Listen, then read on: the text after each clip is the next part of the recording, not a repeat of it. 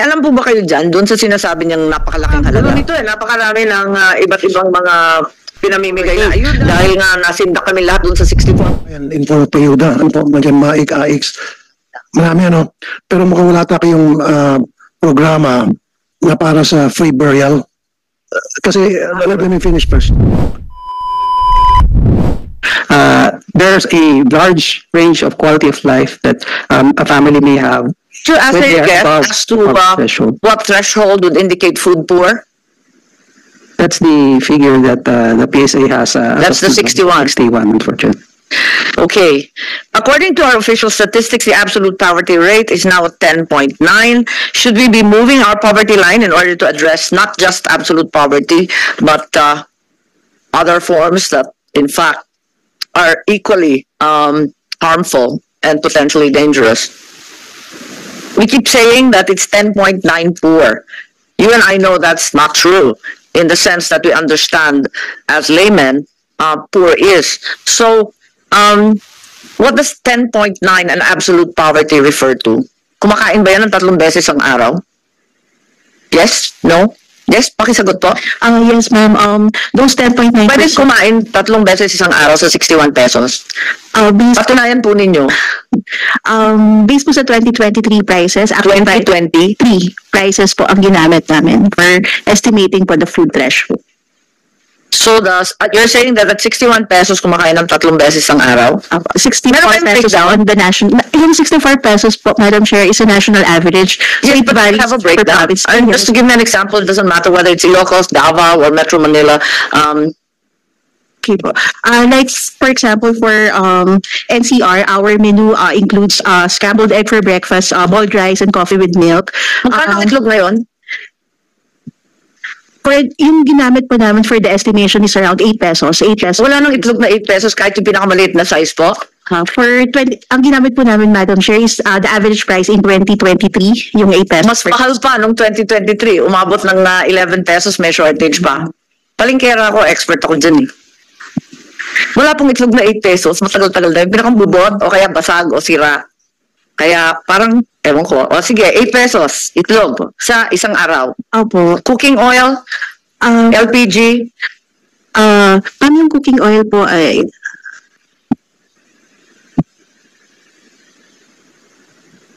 It's 94 pesos per liter. Pero ma'am, yung kasi pong food bundle natin, it has corresponding weight. Wala rin 94 pesos po. Per liter po. Yan, nagtataka lang ako kasi yun nga ang problema, you're getting the pinakamura. Kumbaga, eto yung itlog siguro doon sa labas ng mga farm sa Batangas. Pero yung totoo, paano ba? Ang egg farm, baka naman yun, ano? At saka hindi pa nagkaka-El Nino na mas lalo pa nagkaroon ng shortage at nagmahal. So okay, you had the egg scrambled, walang LPG, walang oil. O asan na? Saan na tayo next? Ma'am, yung LPG po nasa non-food component ng poverty threshold. O kaya nga, pero nasa 91 pesos. Apo. O kaya nga. So yung Sumunod, yung cooking oil po, meron tayo yung mention ko po, 94 pesos 0.66 per liter. Pero Yeah. meron po kasing corresponding weight lang po per item. I understand, per but it's capita. certainly not 94 anymore. Anyway, tuloy-tuloy natin. Opo, tapos for So sinasabi nyo, yung breakfast, 8 pesos lang? ay yung 8 pesos price for the egg. Tapos meron, Yeah, so how much was the meal? meron pong rice pa na kasama. Yung rice po per kilo na ginamit namin is 41 pesos po. Okay. And Opo. then, Hindi na rin makatotohanan, pero sige lang.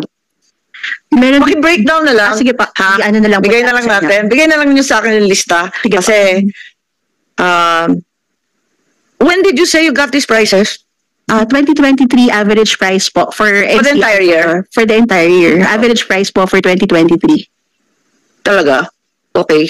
Sige po. Anyway, if you could give us this breakdown, is there no intention to update this before 2025, sabi nyo ate? The intention is to have the new methodology ready before the 2025 survey, Madam Chair. Parati po kayo nadidili, alam na natin yan. Kasi, hindi naman ninyo kasalanan kasi ilan lang naman ang tao ninyo. Pero, sana makita rin namin yung new methodology na medyo naman nakaapak naman sa lupa, no? Kasi alam namin na mahuhusay kayo na statisticians at magagaling na academics, pero mahalaga na pumunta sa palengke. Sige. So, intindihin na lang namin yung 61 and 91. And perhaps you can also posit alternatives. Like you already suggested, the decent family income, which is way, way off the poverty threshold. But like you said, they're used differently. But even so, our understanding is the same. Di ba po? So, siguro kailangan natin na mag-align lang konti para we're operating on the same baselines. Right now, we aren't. That's the problem. The PSA also reported large averages in underemployment, even if unemployment was going down. Tama po ba yun? What was the measure for underemployment, please, and employment? Is it the same measure as before? 1 day of work in the past month or something like this? Can you please explain? Employment versus underemployment po. Madam Chair, let us check po and get back to you. Yes. Okay. I recall what they were before, but I thought perhaps you could enlighten us. In any case, is there any way to assess all the food assistance that's been given, ayuda, and so on from all the different departments? Are you in any way trying to measure all these government programs versus what's occurring within families? Meron ba tayong measure sa DSW? Madam Chair, if I can just...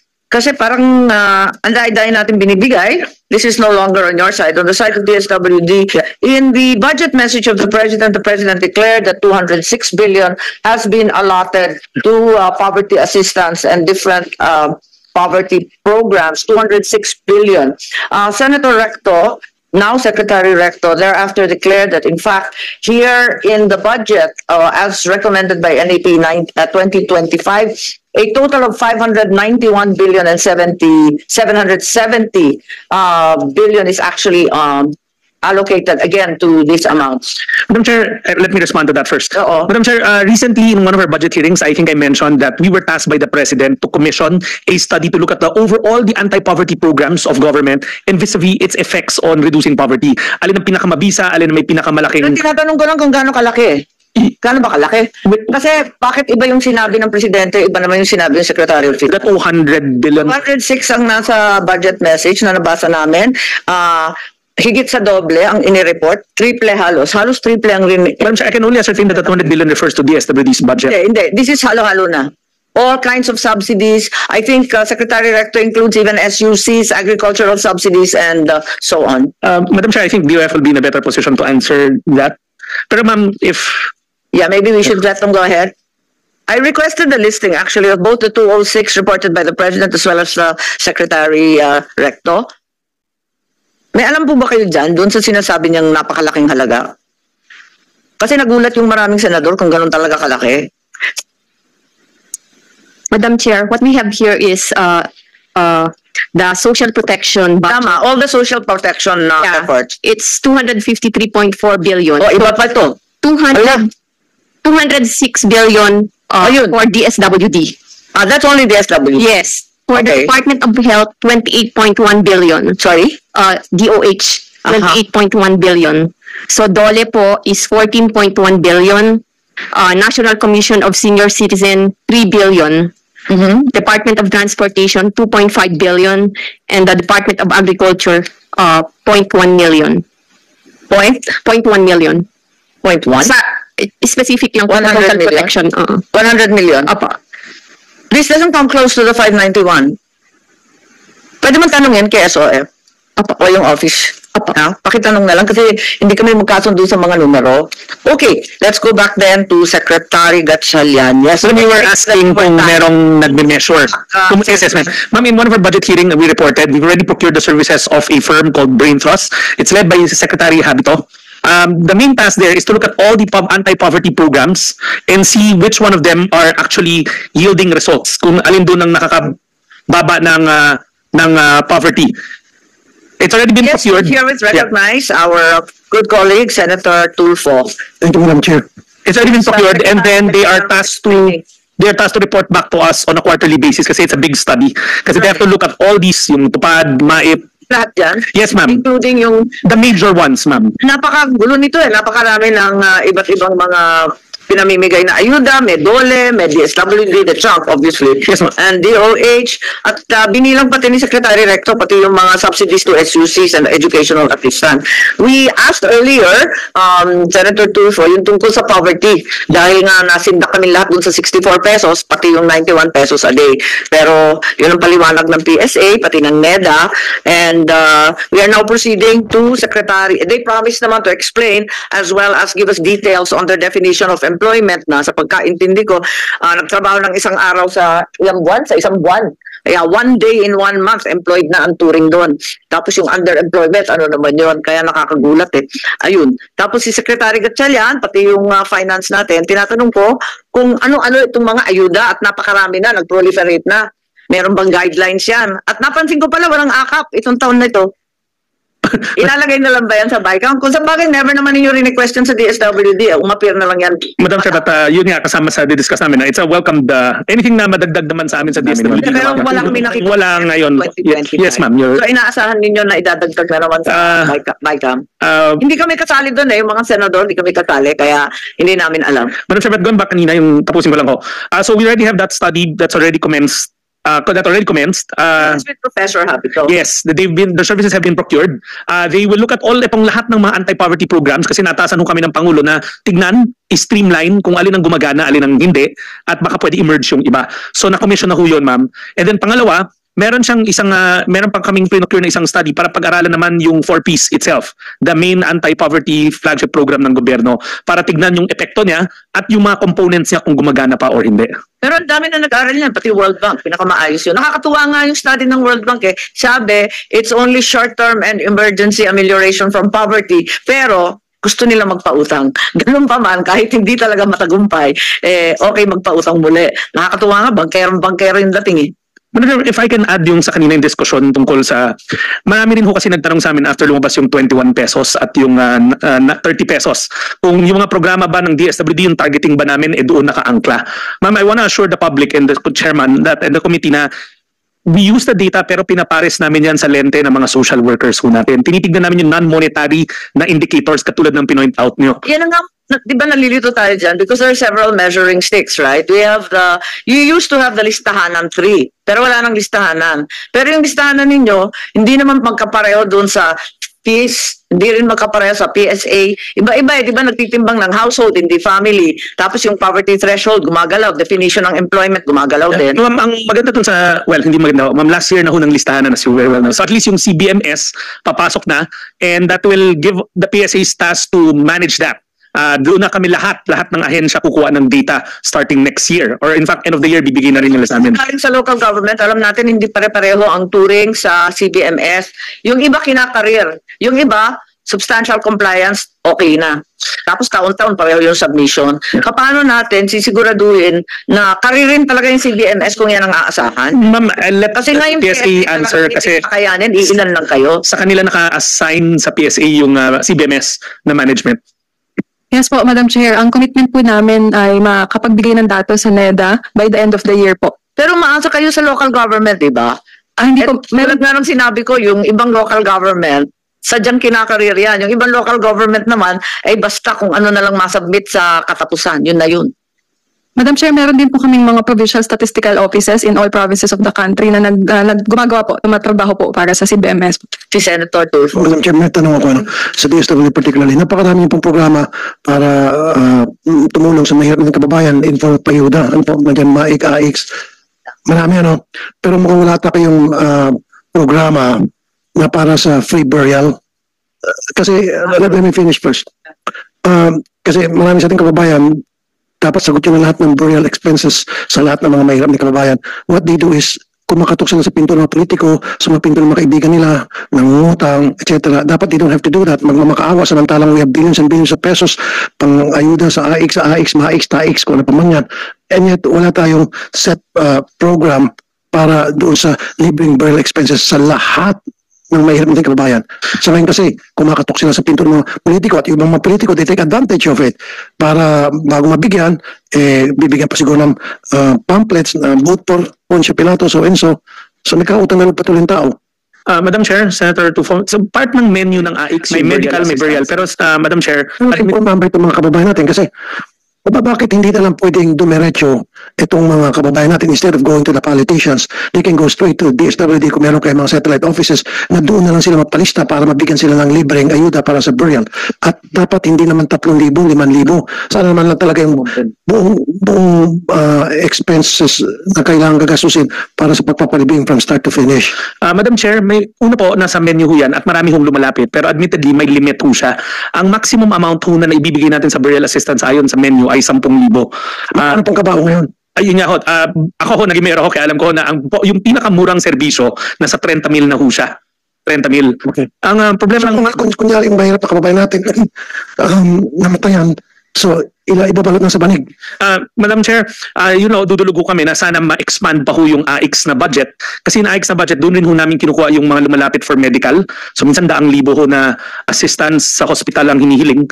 And then kasama rin ho doon yung food assistance, balik probinsya, yung transpo allowance. Kaya nilagyan ng ho ng mga social worker namin ng limit dahil nahirapan ho sila pagkasyahin yung allocated budget na around 36 billion annually. 30 plus billion ho yan. Lagi ho kami humingi na mas marami para ho pwede namin taasan yung ceiling na pwede namin ibigay. Siguro po, Secretary, makipag-tie up kayo sa mga funeral parlor, makipag-tie up kayo doon sa mga gumagawa ng mga taon na para magkaroon kayo ng programa na magiging mura, package na lamang yung babayaran ng DSWD at kayo nang bahala doon maghanap ng paraan na kung saan tie up kayo doon sa mga binanggit kong mga agencies and then bibigyan na lang doon sa tao na nangailangan ng burial, which alam mo sabihin natin 10,000 package na yun. Sa ngayon kasi binibigyan niya 5,000 lang. So kung 13 burial expense, meron pa silang 20 na habunin. At saan nila kukunin 20 kung mahirap lamang sila? Wala talaga silang pera. Madam Chair, since I stand corrected, meron na ho pala kami mga partner ng mga burial, mga funeral homes. Pag partner ho namin, tumatanggap sila ng guarantee letter as much as 50,000 maximum ho pala. I stand corrected, my mistake. 50,000 ho ang maximum dun sa mga partner natin na mga funeral homes. Guarantee letter from DSWD ho. Okay. So yun na lang ang dadalhin nila doon, that will cover for their services. 50,000 ho ang maximum niya. So from now on, ayoko na marinig sa pinto ng mga politicians kung makatok sa pinto kung kanina para magmakaawa, para matulungan mailibing ang kanilang mga kamag-anak, kanilang relatives na nag-passed on. Sa SDSW na pupunta para huwag magulo. Madam Chair, kung pwede rin ho dagdagan yung AIX na budget kasi pinagkakasya rin lang ho namin yon. 50,000 na maximum pero hindi ho namin lahat nabibigyan ng 50,000 dahil kakapusin ho kami para doon sa mga iba pang lumalapit. Lagi humihingi ho kami ng karagdagang pondo dyan sa AIX na yan kasi doon namin kinukuha lahat. Medical assistance, burial assistance. Magbawas lang siguro kayo ng AIX sa abing mga politicians. Tapos ibusin mo doon sa burial. Sir, we will study how to expand further yung burial assistance. Okay ba? Mabawasan yung AIX natin para Zero na yung AX ko eh. Kaya wala na ipapawas. Kasi, Madam Chair, ang nakakaawa kasi, umikot-ikot sila. Then naisip ko lang, another way to do it could be, hiwalayin na as free burial assistance. Standalone. I-line item na siya, imbes na nakahalo dun sa AX na labo-labo. Ihiwalay na natin free burial assistance as a line item. Tapos may amount. Correct. Kahit kulang yon, at least klaro sa ating lahat na para dun yun, hindi sa kung saan-saan. At meron kung bill na pinapasa dyan, Madam Chair. So maganda siya sa lumisad ng line item. Madam Chair, Senator Rufo, if I may also explain, ako kasi naging mayor ho ako. Mga City Hall kasi, may social welfare budget rin sila. Like kami ho sa Valenzuela no mayor ako, nagbibigay pa kami ng 9,000 on top of what they can. Kasi obligado rin silang may social welfare na budget. So but we will do that. We will push na hiwalay na namin yung budget for burial assistance, carve out from the AIX ho. We will do that. Hiwalay na para hindi na labo-labo tulad sinasabi ni Madam Chair. Magandang panukala ho yan and we will do it in this budget season. We will pagdating ho namin sa budget again sa committee hearing, we will push for that and I agree with that ho. Suggest ko yan from this subcommittee. I-recommend ko. Thank you, Madam Chair. Thank you, Senator Tulfo. Nahihirap kami lahat yan pati yung lokal. Nahihilo lahat. Kasi unang-una, hindi malaman kung sino nakatanggap at sinong hindi. Hindi alam ng lokal Yung iba, yung pala, nakakuha na sa kanyang congressman o kung kanino. At yung iba naman, they don't know at all na ang DSWD pala may free burial assistance na guarantee letter. It's not well known. What we will do is, kukunin namin yung bilang ng deaths. Madam Chair, kulang na sa information dissemination like I said. Walang nakakalam o kunti lang nakakalam na meron palang GL, guarantee letter, coming from you para magkaroon free burial assistance. Ang nangyari, pupunta muna sila sa mga politiko, pupunta sila sa mayor, ang dami pinupuntahan, pwede naman pala one-stop shop sa inyo pa lang, okay na sana. So, Madam Chair, Senator Tulfo, what we'll do is hihiwalayin namin and we will propose a budget for it. Although tapos na ho yung proposal, but we'll do it over the committee when we are called for the briefing. Hiwalay na lang ho namin and we'll get the data from the registered death and ascertain the percentage of indigent na galing doon sa registered deaths. Ang isa pa na nagiging magulo, yung medical assistance, kasi yung AIX, pwede naman siyang gamitin sa medical assistance, katulad ng chemo, ng dialysis, pero nagpapatong-patong dun sa MAIP at dun sa PhilHealth. Kaya nakakalito eh. Paano ba hinihiwalay yun at nakakasigurado tayo na hindi yung parehong yung isang tao nakakatanggap ng lahat, samantalang yung iba, wala naman talagang nakukuha. Madam Chair, ang nangyari ko kasi all the agencies, meron siyang maximum limit na naibibigay per person. So minsan hindi talaga sasapat. So ang ginagawa ng tao talaga, they'll go around, ask from PCSO, ask from PAGCOR, ask from DOH, ask from DSWD, hanggang sa mabuo niya yung halaga kasi napakalaki minsan ng mga bill talaga na kahit isang ahensya, hindi niya kayang absorb lahat. Minsan in the millions yung lumalapit pero ang kaya lang namin ibigay na budget, let's say is 200,000, 300,000. So talagang ang gagawin nung indigent natin na pasyente, iikot siya to try to find. Secretary, ang tinatanong ko kasi, wala bang central database ang gobyerno kung saan makikita yung mga pangalan o ito nakatanggap na, itong pamilyang to labis-labis na, ito kailanman di pa nakakatanggap ng anuman tulong. Wala ba tayong central database? Akala ko digitized na yung gobyerno. Kasi pwede naman tayo mag-share ng database with DOH, with DOLE, with PAGCOR, PCSO, etc. At which will be clear who have received so much and at the same time those who are grossly neglected. Madam Chair, kami ho sa loob ng department meron kami, but admittedly hindi siya nakalink doon sa ibang... Pwede mag-MOU na kayo para iisa lang kasi ang gulo talaga eh. Yung nakakaalam, katulad ng sinabi ni Senator Tulfo, maswerte kung nakakaalam, di tutuhog lahat. Marami siyang kakilalang politiko, di hihingan lahat. Pero kung talagang walang ka-ide-ideya, walang kamuang-muang, walang koneksyon, kawawa naman eh. Mas tayo intention na lahat yan streamline at ilagay sa isang database. Maybe Madam Chair sa DICT. Madam Chair, yung... Yeah. Tie-up kayo sa DICT. Have you done that, sir? Madam Chair, ang ginagamit namin na gateway now is yung national ID system as the main national database nating lahat. Paano walang national ID? National ID? Nandito yung NEDA. How far along are we? Tapos na ba? Lahat ba may national ID na? Parang wala pa rin. Wala pa rin eh. Yeah. So the national ID is being handled by the PSA, Madam Chair, but I understand they're already at 90+% of the target. 90+%? Yes, in terms of the registration, I think it's just the physical ID that has had some delays, but the registration and the giving out of the electronic IDs is on track. To my understanding, that was the purpose of the national ID. Para yun ang maging basahan ng unified database na gagamitin ng lahat ng department ng gobyerno. Pero hanggang ngayon, wala naman tayo nababalita ang ganun. In essence, Madam Chair, and the people can correct me, yung CBMS ang ipapatong doon para ma-identify natin sino yung mahirap, sino yung hindi mahirap based on that national ID.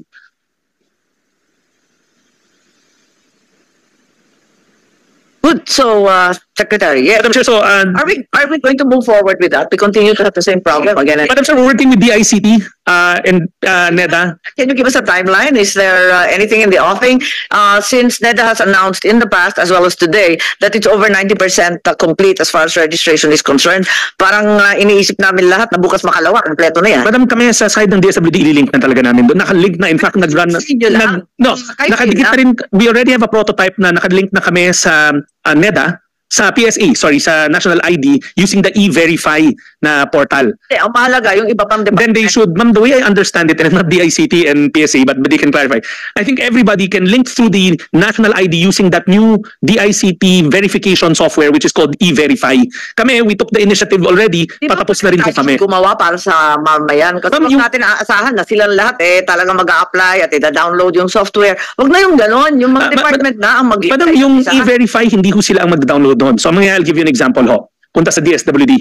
Kami ang mag-log into the main database of PSA using that verification na app na ginawa ng DICT. Ma'am, I think all the departments, I'm not supposed to speak for them, are already mandated to link into that national ID.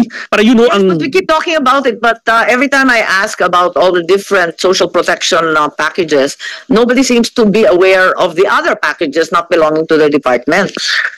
Madam, I'll pick it up with the other secretaries. yung malalaki yung sinabi ng Department of Finance, di ba? Sabi po ni Guevara, Miss Guevara ba? Esguerra, sorry. Sorry, yung kanina, yung nagsabi. Sino yung kinatawan ng Department of Finance po? Pasensya, mahinamat ako at hindi ko makita. Di ba sabi po ninyo, yung malalaki, nasa DOH, DSWD, di ba po? DOLE, may DOTR, and seniors, national seniors. Di po ba? Agree, meron din pala. Yes, Madam Chair. Tapos, So, dapat lahat yon. Hindi ba pwedeng, ilan lang naman sila, wala pang 10 yung malalaki. At least yung malalaki, di ba? Dapat magkaugnayan para may central database. I agree, Madam Chair. Bakit hindi pa nangyayari? Parati natin naririnig digitization of government services, pero wala naman nangyayari pa.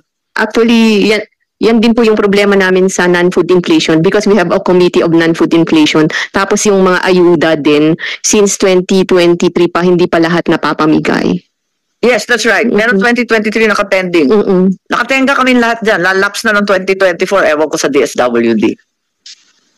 Yes, Madam Chair. Yun po yung problema po namin. That's correct. Kasi ang hirap mag-measure, pati yung NEDA, we want them to measure social protection programs which are working, which aren't. But you simply have no data gathered at this point. Madam Chair, in a nutshell, this is how it's working for us at least. We link into the national ID system as a central database. And then later on, pag nagawa nila yung CBMS, i-overlay nila yun doon so that we can identify who's the poor and the non-poor. So I will remind the other secretaries siguro to also do the same, the ones with major social welfare programs.